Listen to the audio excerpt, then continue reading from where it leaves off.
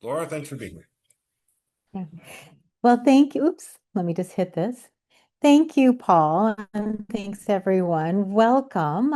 As Paul mentioned, my name is Laura Manshaw, and I am the CAPS embedded psychologist for Rackham Graduate School. And I will talk in more detail about what it means to be embedded and all of those things. But I wanted to start out by saying that CAPS, we're going to use a lot of acronyms, which is classic University of Michigan, but it's Counseling and Psychological Services. And as the name implies, it's all things mental health for students in general at U of M, graduate and undergraduate. And as you see from the icon on top, it's actually University and Health Counseling. That's the umbrella that we're under because a couple of years ago, Counseling and Psychological Services merged with our University Health Services. So they used to be UHS and CAPS. Now our acronym of the larger umbrella is UHC. So you'll see some of that on the slides. And I love an interactive presentation, so feel free to jump in or ask questions, whatever feels right for you. But I'm going to go ahead and get started. Oops. And I'm going to quickly just talk a little bit about mental health with graduate students, what we know, what are trends, those sort of things.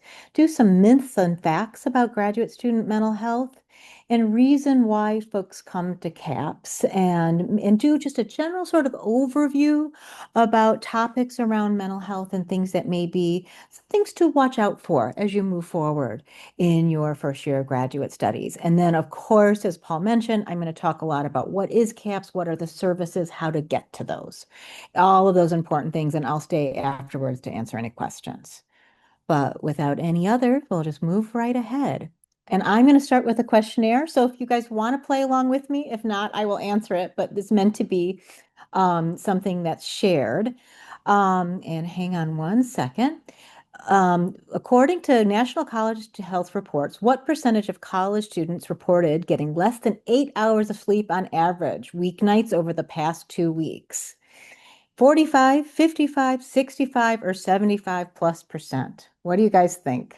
And the answer is 75%. I don't think that people are going to necessarily be surprised by that. But the reason why I wanted to start with this slide is we know that sleep and wellness is incredibly important. And if you're not getting enough sleep, it's really hard to function academically, let alone it affects mood of all sorts. And this is one of these behavioral things that are really helpful to move into. And we'll talk about resources for sleep as you're moving forward. The next one is according to a study, how many folks, and this is actually undergrad and grad, how many folks at U of M feel like they have a sense of feeling sad, blue, anxious, or nervous frequently? Any thoughts about that? Okay, the answer is 76%. Again, anxiety and sleep go hand in hand, and it's one of these things that we want to really highlight, but to normalize how much anxiety really impacts. And it's one of the primary reasons both graduate students and students in general are reaching out to CAPS is for services around anxiety. It gets stressful. Next. How about how many percentage of, and this is actually graduate students, sometimes experience a sense of isolation or left alone, feeling more isolated more days than not? Any thoughts? And that is 64%. And actually, some other studies that we did here at CAPS of graduate students only had that higher, almost closer to 80%.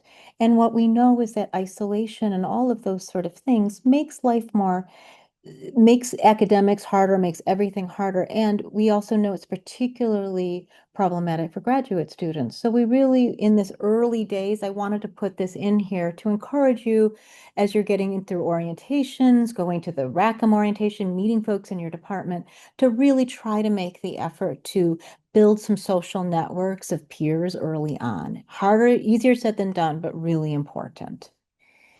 And then lastly, how many oh, actually, there's not lastly, I have one more. This is graduate student specifics. How many people, graduate students, feel significant anxiety? That is 92%. And there's some stats that we'll talk about a little bit. The anxiety is particularly salient in graduate student life. So we want you to do some things to kind of prevent and keep wellness in a good place early. And then Lastly, we're going to talk about what this means, but I'm going to assume you all know a little bit about imposter syndrome, imposter phenomena. But wondering what you think of how many times graduate students experience imposter phenomena, which is a sense of feeling like I don't belong here, I made a mistake, I'm not meant to be here. And what we see is approximately 64%. And there's a lot of actually dialogue that that may be a low number, that some people feel that more than others. But it can make a big difference of feeling like you don't deserve to be here, you are faking it, that sort of thing. It can really impact mental health. So I just wanted to make room to talk about that as well. Any questions so far? Surprises? Okay.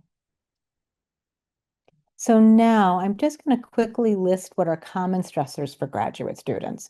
And excuse this icon, I kind of like it kind of cracks me up, but it lists sort of things that can cause stresses, like common stressors for graduate students. Transition to graduate student school. So we know that there are these unique times where graduate students struggle more than others. And one of them is exactly where a lot of people like yourselves are now, which is the beginning and the orientation. And that's why folks like Paul and his office is really working at Rackham to help support, because the transition can be very hard, not only logistically, but just personally as well.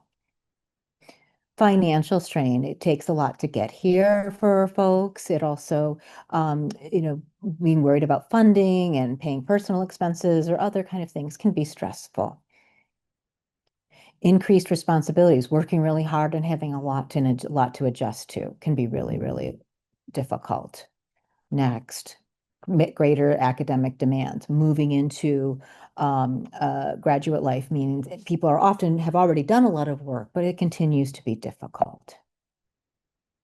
Next, cohort and advisor relationships. We talked about feeling isolated, but then oftentimes people sometimes reach out to CAPS for feeling like they have difficulty either with peers in the program or advisors. Both are sets of relationships that have enormous potential to help and provide support, but can often be difficult. So we wanted to make sure, and when I say we, counseling and psychological services, wanted to make sure that you think about that as both a possible, it's to reach out for support, both for when it's difficult or to reach out to develop those relationships with advisor or academic peers for support.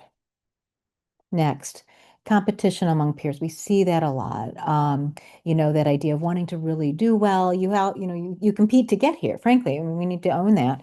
And it also means at times that can be stressful and be tiring. Dissertation, I don't think any of you are at that phase, but performance anxiety, wanting to do well, and imposter phenomena, like I mentioned. And then there's a little like lightning at the bottom of lots of other things of like what else we could add. And I invite each of you to, if there's something you want to add of that, to let me know. And then cross-cultural adjustment is another one for people coming from different places around the world, which is awesome, or just moving in general. Very, very hard. Any other thoughts or reactions? Okay.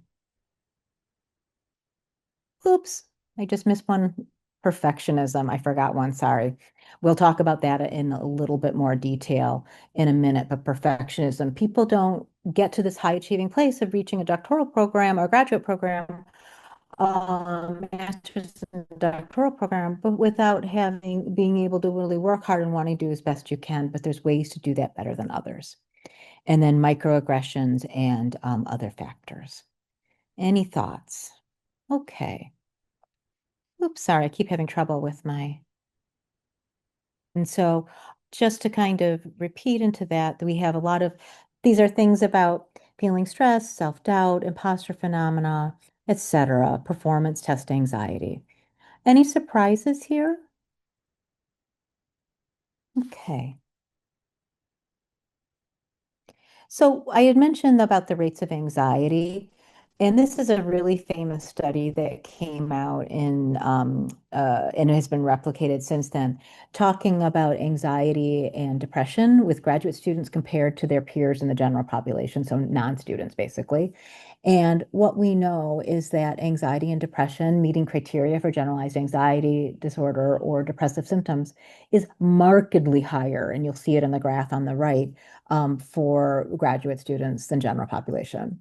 And I don't mean to sound like a downer, but it's just important to know. And what we know is that this is stressful. You're really, not playing it safe by starting graduate school. It's a wonderful, exciting time, but it also is hard. And what we know is that getting some support, doing wellness activities, taking care of yourself, help minimize the risk of depression and anxiety. So that's why we're talking about this now.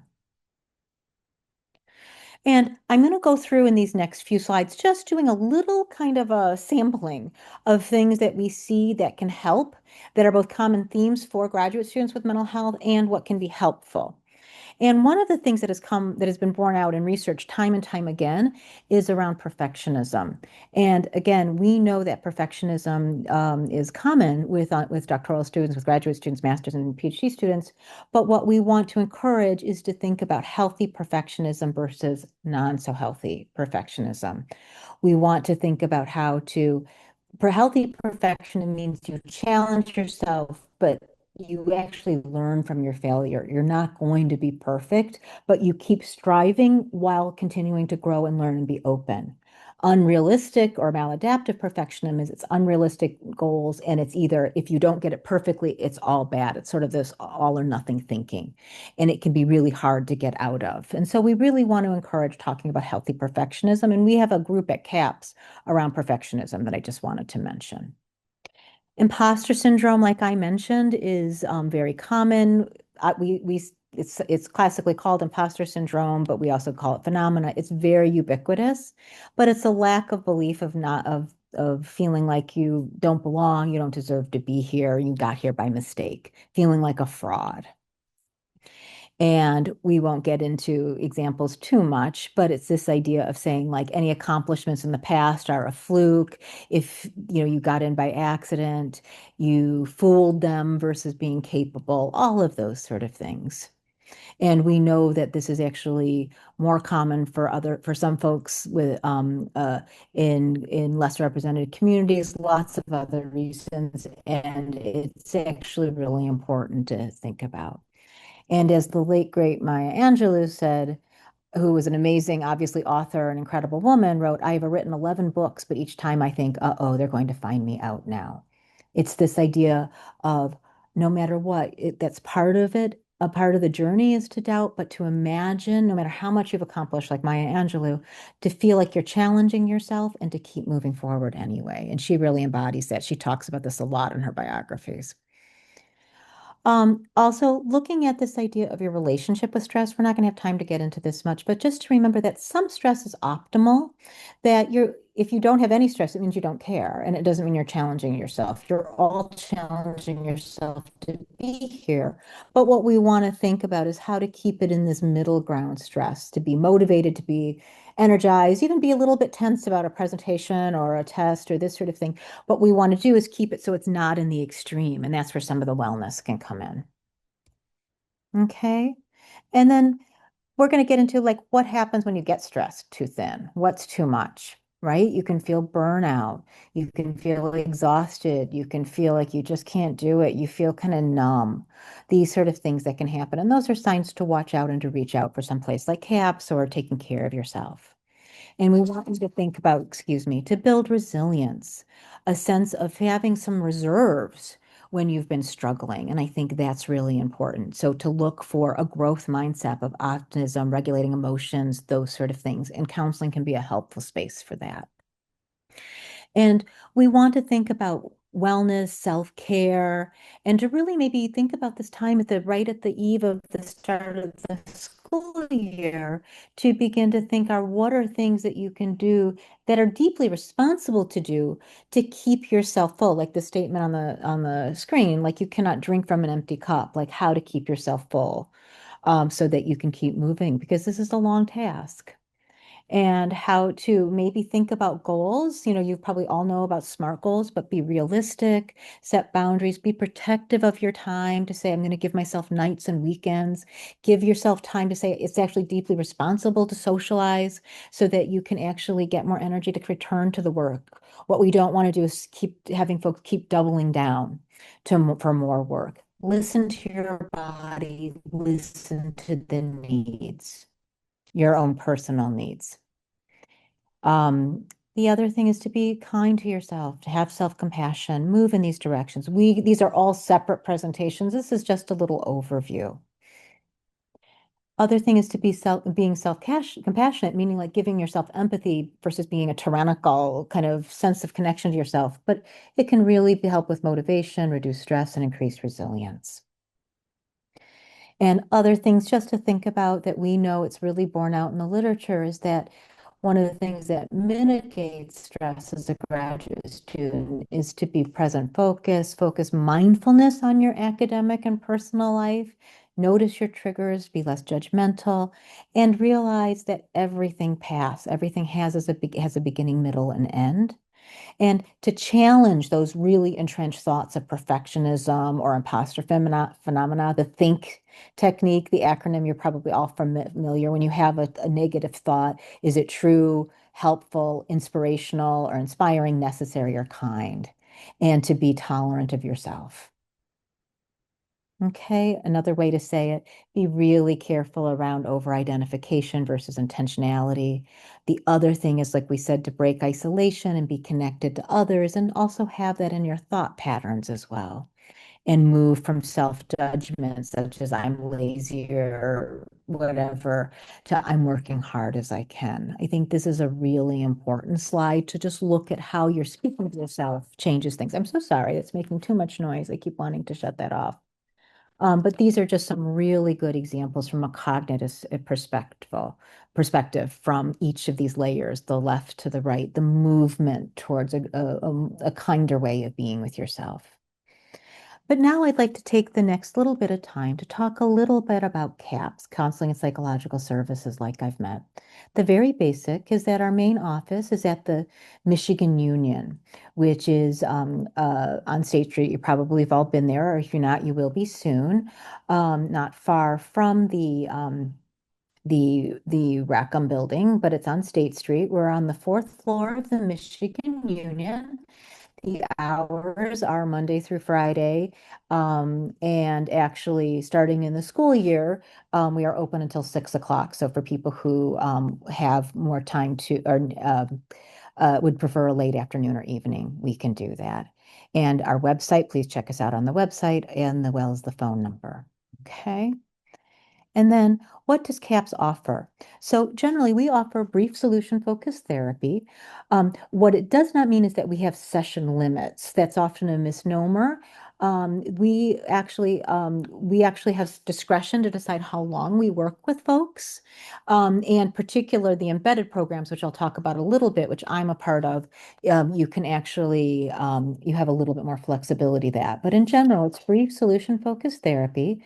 And that's individual counseling, also relationship counseling, so meaning romantic partners, roommates, etc. We're very open about the diet, but relationship counseling with a significant other. One person just has to be a student, as well as group counseling. We have a wonderful group program. Definitely check out our website. In about 2 or 3 weeks, we should have our new group offerings for the fall. We also have a lot of very cool workshops, drop-in groups. We have affinity groups. We have a lovely drop-in group monthly luncheon series for men of color, international students, women of color. Lots of very cool identity-based groups that are not meant to be therapy. They're meant to be connecting because we know that helps with mental health. We also do specialized suicide prevention training program called QPR, and we do that for academic departments, student groups, etc. We also, and this is really important to remember, we have scheduled, those are all like the individual counseling there, group is that is those are all scheduled appointments. But if there's ever more of an immediate need, we do have both virtual and in-person walk-in services anytime CAPS is open. Most of my colleagues that meet that their offices reside in at the union offer walk-in counseling and takes turns being in a shift to either answer questions or if there's immediate crisis and you need to see someone immediately, you can do that. And all you do is either walk in or call the number and you can just literally say, I'm interested in meeting with someone. I'd like to talk to them by the phone. I'd like to talk to them in Zoom. You can also go to our website, which is listed on this PowerPoint, and you can choose the icon for urgent appointment. Okay. And you'll be connected with a counselor. The other thing is that life doesn't always happen Monday through Friday, 8 to 6. And if you ever have anything during nights or weekends, we also, anytime CAPS is closed 24 hours a day, 7 days a week, including nights, holidays, we also always have available therapists via phone who answer for immediate phone call situations. And that's but you calling the number that's listed, the main CAPS number, and pressing 0 to speak to a mental health professional. And we say if it's an absolute psychiatric emergency, we have U of M Hospital has psychiatric emergency service. But if someone's having a hard time, we're not sure if they should call PS, absolutely call our after hours urgent support. Any questions so far? Okay. This is just a little visual, if it helps, to talk about different types of treatment that people need. The first one is universal. These are the kind of things on the left that all of us are helpful for everyone, no matter where you're at in mental health needs. And they're like screenings, like, gosh, I'm feeling down. Am I feeling like, I should look at something? Support.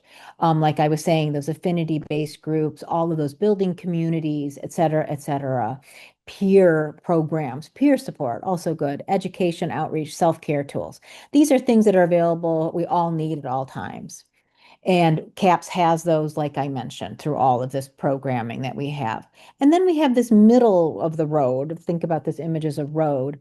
The middle is more like specific thing, which is counseling, coaching, critical urgent care in instances.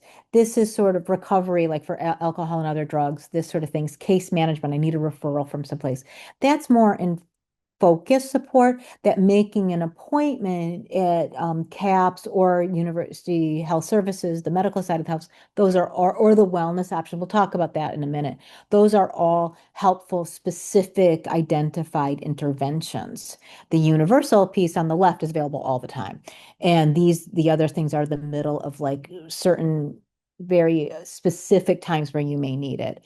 Sometimes people are graduate students and they have more active and intensive ongoing cares. They may need inpatient psychiatric support. They may need very intensive weekly or ongoing for the whole time they're at University of Michigan there and other kind of alcohol and other drug recovery, et cetera, et cetera.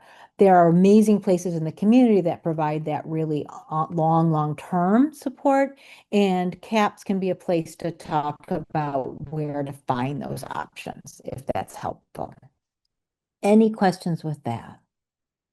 Okay. So here's just a little picture of CAPS. This is in front of the University of Michigan Student Union, like I mentioned. We are a very diverse staff. We include diverse identity-wise, specialty-wise. We also are social workers, psychologists, licensed professional counselors. We're all generalists, but we also have specific folks that have issues around specialization around anxiety, depression, eating concerns, alcohol and other drugs, graduate student mental health, et cetera. The other thing I just wanted to mention briefly is this, we've been talking, you've been hearing the term embedded therapist. I am an embedded psychologist. So what we did started about, I think it's about maybe 14 years ago, we decided in addition to our main office, which has a lot of the counseling staff for CAPS, we wanted to embed mental health providers in various departments, settings throughout the University of Michigan. And we developed the CAPS Embedded therapy model. And so most colleges have a CAPS embedded therapist. I am, as Paul mentioned, the CAP psychologist embedded for Rackham. So I work with all graduate students who are part of Rackham. So that's a really, I love my job. I'm very excited, very grateful and honored to be able to do that. And I work with graduate students. I provide my individual counseling, educational support, et cetera, all of those things through my office in the Rackham building or virtually, but I only work with Rackham students. As a Rackham graduate student, it's really interesting. So you have lots of options. We'll talk about that in a minute, but basically you can work with somebody at the main union office. You could also work from Rackham. We also have many, like if you were a Rackham student in the School of Music, we have an embedded therapist for the School of Music or engineering or education. There's just lots of different options, and our CAPS website has all of us as providers listed, and you could decide who you want to work with. The nice advantage of working with embedded counselors is that they really have expertise in the specific school or college. And so in my case, it's graduate student mental health working with Rackham. But if, for example, the School of Music example that I mentioned, that person really understands the nuances of being a graduate student in School of Music, which I think is nice, nursing, et cetera. There's so many. And the complete list is on our CAPS website. The other thing I wanted to make sure that each of you know and tuck this away for down the road is that in addition to all the CAP services, we actually work with an organization called You Will. And You Will is something that is an option to help connect University of Michigan students, undergrad and undergraduate, with a counselor when they're away from campus or they like so let's say that you're doing field work out of state and you want to work with a counselor but you can't work with someone at CAPS because it's out of state, even internationally. You Will is a program that helps match students with a You Will professional, mental health professional, and they have people throughout the world so to help navigate that. So that's something to think about. And if you have more information about it, check our website, reach out to me. I can tell you more, but particularly this is helpful for graduate students who travel for work, go on a fellowship someplace. It can be really helpful. We also have a peer counseling program, which is very cool to look at really common supports that peers can be helpful with. And we also have some specific peer counseling for graduate students, which can be useful. Oh, I forgot to finish filling out the end on the lower left, which is G-specs. We'll talk about that in a second. These are just some things that this PowerPoint will be available when you're finished, when we're finished, but things that are available for our support. There's CAPS, Dean of Students, UHC. I've already mentioned CAPS and UHC, but we also have SAPAC, Wolverine Wellness, wonderful for some of these wellness initiatives. And G-specs is the Graduate Student Program Office at Rackham. I think you'll be hearing from them one of these days. They're really helpful from everything from emergency graduate student funding to issues within your graduate program. I work closely with them. CAPS and GSpecs works very closely together. Just wanted to give a shout out for that.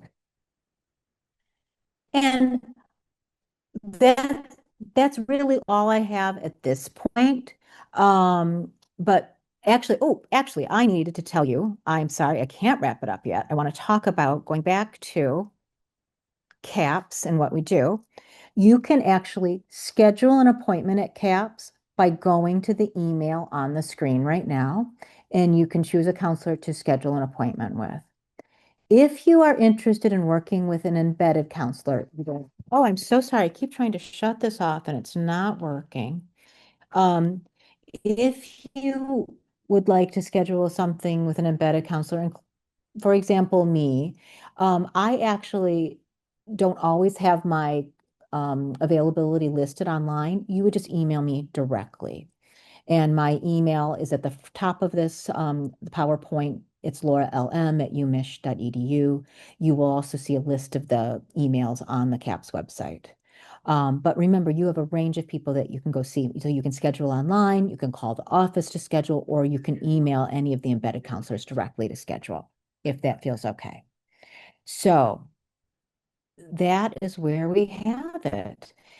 And I'm going to just now, I'm going to go back and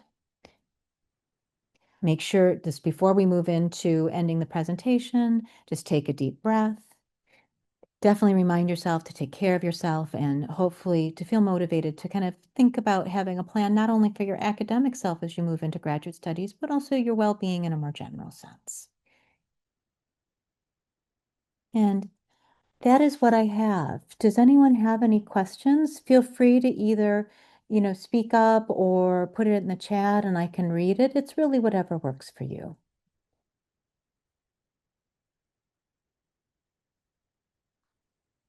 Oh, I see a question. Let me get in here. So there's a question, what types of group counseling are usually available? We have a really thriving group counseling program. So we have, I'm just going to list some samplings of it.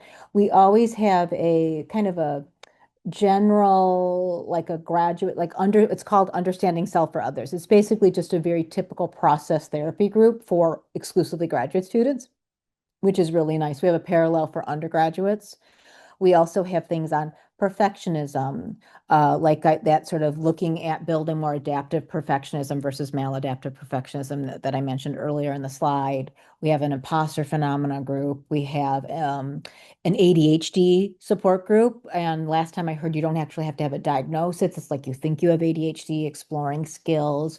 We have a autism spectrum group. We have an anxiety toolbox, which is like a short-term brief work on anxiety. We have a social anxiety group.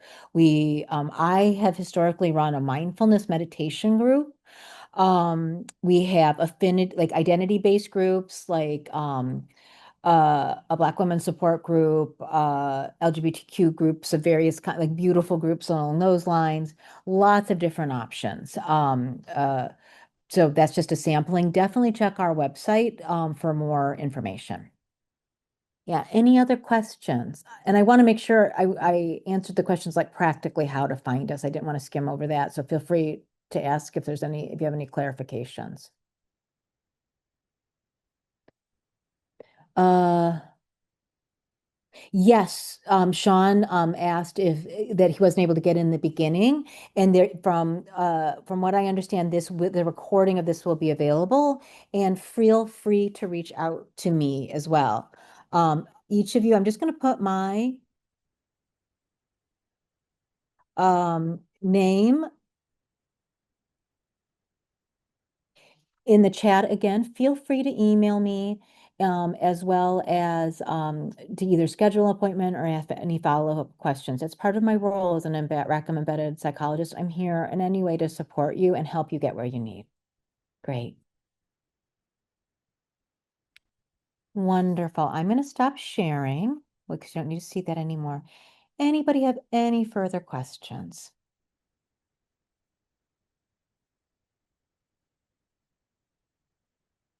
And I believe we are all set. Wonderful. Thank you. And I'll hang out just for a couple minutes in case anybody has anything they want to ask once the recording is off.